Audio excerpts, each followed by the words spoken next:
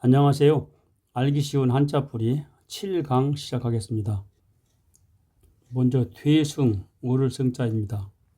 왼쪽 편이 이 국자작이라는 글자를 이렇게 모양을 약간 변형시켰고, 오른쪽은 열십자를 합쳐가지고 곡식을 국자로 10번 담아 올리면 한 퇴가 된다 해서 퇴승, 오를 승이라고 합니다.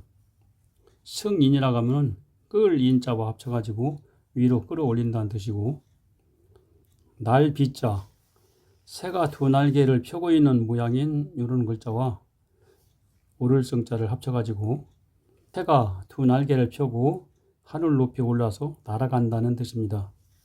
비행, 단일행자니까 날아다닌다는 뜻이고, 비상은 날아오른다는 뜻이네요. 평평할 견자, 방패간자 두 개를 겹쳐놨는데 방패를 나타내는 글자가 이 방패 간자가 있고, 또 납작한 방패 모양인 방패 순자가 있습니다. 여기서는 방패 간자를 쓰고 방패 순자의 납작한 방패 모양의 뜻으로 쓰고 있는 글자입니다. 방패 여러 개가 나란히 세워진 면이 평평하다는 뜻이고, 갈연자는 돌석자와 평평한 견자를 합쳐가지고 돌을 평평하게 갈고 닦듯이 학문을 연마한다는 뜻입니다. 연구할 글자니까 깊이 있게 조사하고 생각하여 진리를 따져보는 일이란 뜻이고, 연수는 닦을 숫자와 합쳐서 학문을 연구하고 닦는다는 뜻이네요. 우물정자, 나무를 엇걸어 네모지게 틀을 짜서 만들어 놓은 우물틀 모양입니다. 모양형자, 우물정자에서 윗부분을 이렇게 생략해서 이렇게 쓰고, 여기에 터럭삼이라고 하는 글자를 넣었는데, 여기서는 터럭삼이 붓털의 모양을 이렇게 표현한 겁니다. 그래서 우물정자처럼 가로 세로를 붓으로 그린 여러 가지 모양이라는 뜻으로 모양형이라고 했습니다. 인형이라고 하면은 사람이나 동물 모양으로 만든 장난감이라는 뜻이고, 형태는 모습태를 합쳐서 사물의 생김새나 모양이라는 뜻이네요. 형벌형자, 우물틀 모양을 형틀로 이렇게 본 겁니다. 그리고 손칼도를 합쳐가지고 우물틀 모양의 형틀에 죄인을 묻고 칼로 위험을 보이며 내리는 것이 형벌이라는 뜻입니다. 형벌, 벌줄 벌자죠. 국가가 범죄자에게 죄제를 가하는 걸 말하고, 형사는 형법의 적용을 받는 사건이라는 뜻이네요. 다섯오자, 위에 한일자와 아래 한일자를 합치면 두이자가 되죠. 이건 하늘과 땅이라는 뜻이고, 가운데 있는 요 글자는 원래 이 교차할 오자, 요 글자가 좀 변형해서 쓰고 있는 글자입니다.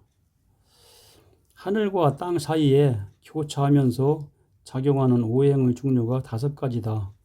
목, 화, 토, 금수라고 하는 이 5가지가 있다고 해서 다섯 오라가고, 이것이 바로 오행이라고 해서 오행오라고도 합니다.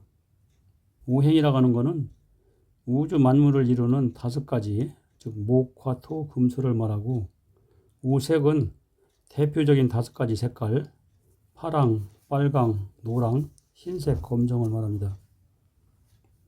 나오자, 다섯 오자 밑에 입구자를 써가지고 5손가락으로 자신을 가리키며 입으로 말하는 게 나다, 우리다. 오이는 나란 뜻이고, 오등은 우리 등자니까 우리들이라는 뜻이네요. 말씀 어자, 말씀은 변에 나오자를 합쳐가지고 내가 상대방과 번갈아가며 이야기하는 말이란 뜻이고, 언어는 내 주장만 하는 말과 상대방과 주고받는 말을 합쳐서 언어라고 합니다. 국어는 한 나라의 국민이 쓰는 말이죠. 갈고자, 위쪽에 있는 흑도자는 원래 이 갈지자가 변형된 글자인데, 갈지자 옛날 글자는 이런 모양이었습니다.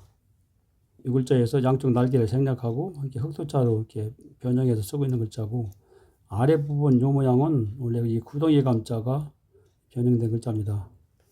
합쳐보면은 사람이 구덩이 같은 움집에서 나와서 다른 곳으로 간다 해서 갈 거라고 하는 거고요. 거래라고 하면은 가고 온다는 뜻으로 주로 사고 팔거나 주고 받는다는 말입니다. 과거, 지날 과자니까 이미 지나간 때라는 뜻이고, 법법자, 물수변에 갈 것자를 합쳐가지고 흘러가는 물처럼 자연의 순리에 따라야 하는 것이 법이라는 뜻이네요.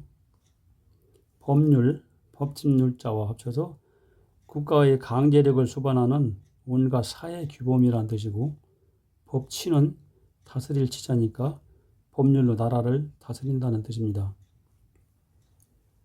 안입을자, 위쪽에 한일자는 땅이고 아래쪽 부분은 뿌리 모양입니다. 땅 밑에 내린 뿌리는 보이지 아니한다 해서 아니 불이라고도 하고 아니 부라고도 하는데, 이 불자 다음에 디귿이나 지읒자로 시작하는 글자가 오면은 리을 받침을 빼고 부로 발음을 합니다. 불량, 어질 양자니까 행실이나 성품이 나쁘다는 뜻이고, 불만은 찰만자 합쳐서 만족스럽지 않아서 불쾌하다는 뜻이 되겠습니다. 이 불자 다음에 디귿자로 시작하는 글자는 이제 부도덕이라는 말이 있고, 또 지읒으로 시작하는 글자는 부주의라는 말이 있네요. 이때는 다 받침을 빼고 아니 부자로 발음을 하는 거죠. 아닐 부자, 그를 부자, 아니불 자 밑에 입구자를 써가지고 아니다라는 말을 입으로 강조하는 글자입니다. 아니불보다 더 강한 부정을 나타내는 글자가 되겠습니다. 부결, 의논한 안건을 받아들이지 않기로 결정했다는 뜻이고, 거부는 막을 것자, 물리칠 것자 해서 요구를 받아들이지 않고 물리친다는 뜻이고요. 큰 대자는 두 팔과 다리를 벌리고 서 있는 사람의 정면 모양이 크게 보인다는 뜻입니다. 대장은 장수장자니까 한 무리의 우두머리라는 뜻이고, 대소는 크고 작음을 말하는 겁니다. 클 태자, 처음 태자, 이 자는 큰 대자를 원래 위아래로 이렇게 써놨던 그런 글자인데, 이걸 간단하게 쓰기 위해서 아래에 큰 대자를 점으로 대신 표현한 글자입니다.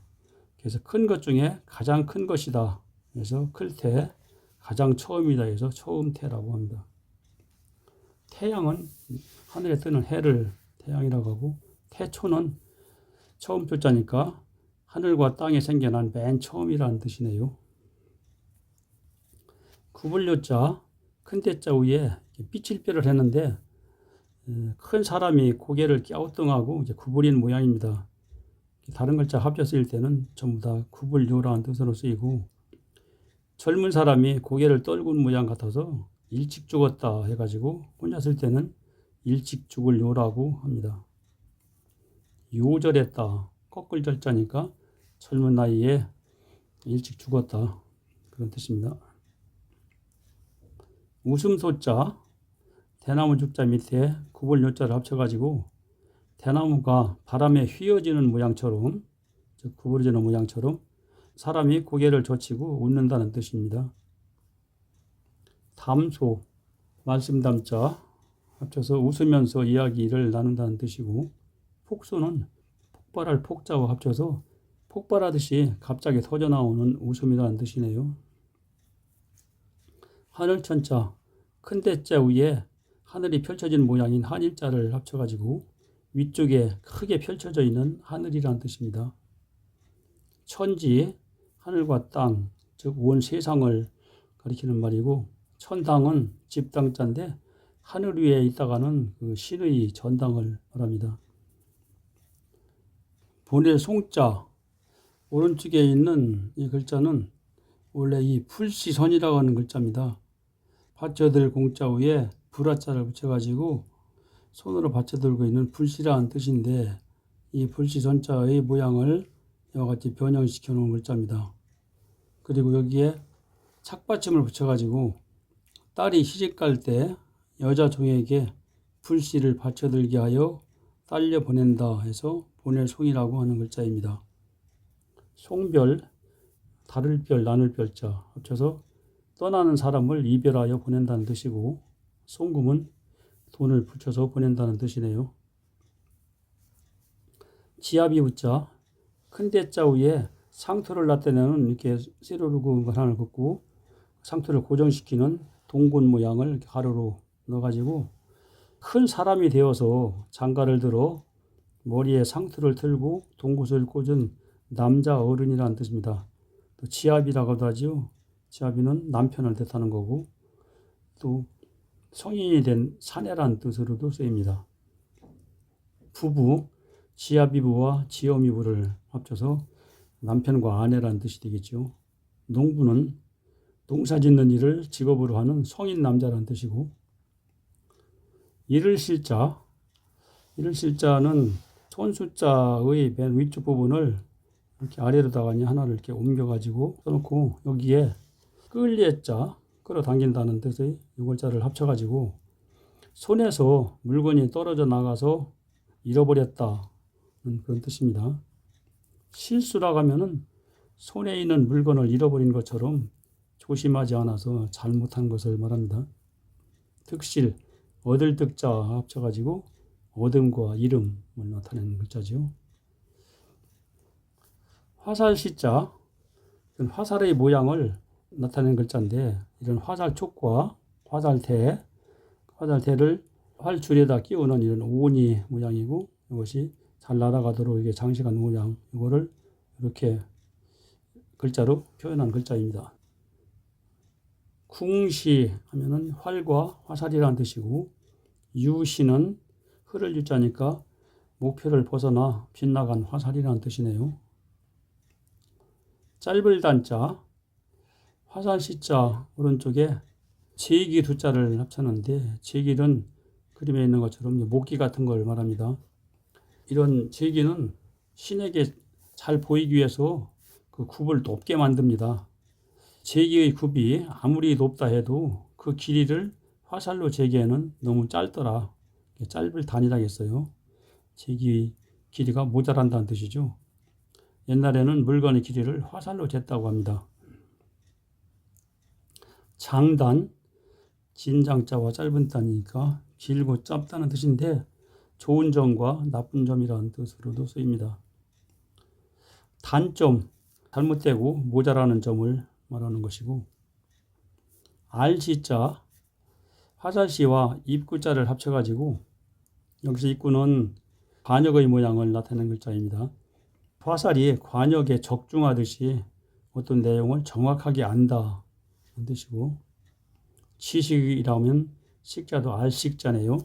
그래서 정확하게 알고 있는 내용이 지식이고 지능은 능할 능자, 잘할 능자 합쳐서 정확하게 알고 이해하는 능력이라는 뜻이네요.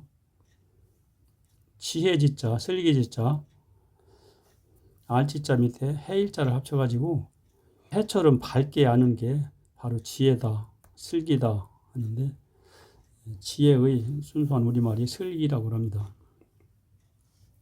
지덕체, 지혜지자, 덕덕자, 몸체자 합쳐가지고 교육할 때 기르는 그 지육, 덕육, 체육을 아울러서 이르는 말입니다.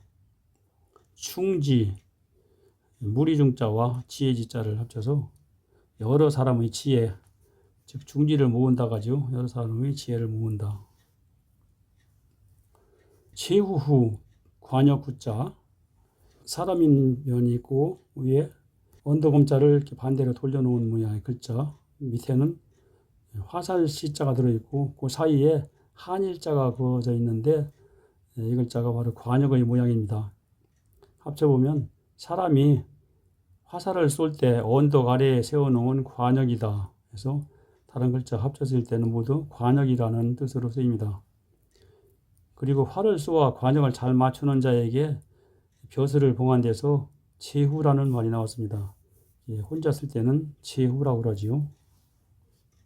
제후는 이자는 모두 제자라고 하는데 그 봉건 시대에 일정한 영토를 가지고 그 영내의 백성을 다스리던 사람을 제후라고 하는데 종류가 공작, 후작, 백작, 자작, 남자가 이게 5종류가 있었습니다.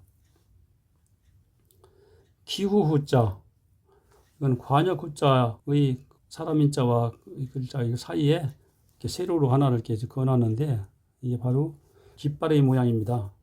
사람이 관역에 화살을 쏠 때 깃발을 보고 바람의 방향과 세기, 즉 기후를 살피느라고 기다린다. 그래서 기후 후, 살피 후, 기다리 후라고 하는 글자고요. 기후라고 하면은 기운기자, 공기 같은 걸 뜻하죠. 기온, 비, 눈, 바람 등의 대기 상태를 기후라고 하고, 천후라고 하면은 일정한 지역에서 여러 해에 걸쳐 나타난 기온, 비, 눈, 바람 등의 평균 상태를 말합니다. 지금까지 설명한 내용을 글자들을 이와 같이 쭉 나열을 해놨고 또 단어들도 나열을 이렇게 해놨습니다. 화면을 정지하고 한 번씩 읽어보시면 복습하는 데 도움이 되겠습니다.